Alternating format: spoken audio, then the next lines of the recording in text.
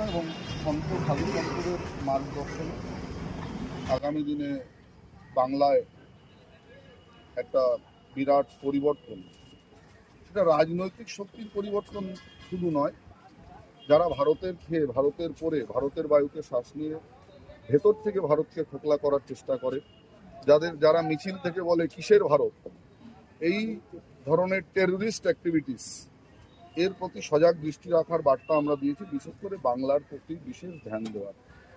কারণ বাংলা খুব বিপজ্জনক জায়গায় দাঁড়িয়ে আছে, কারণ পশ্চিমবঙ্গটার চারিদিকে বর্ডার সাইড এবং অনুপ্রবেশ আপনারা নিশ্চয়ই দেখিয়েছেন বা জানেন যে সোদপুর থেকে অনুপ্রবেশকারী ধরা পড়ছে।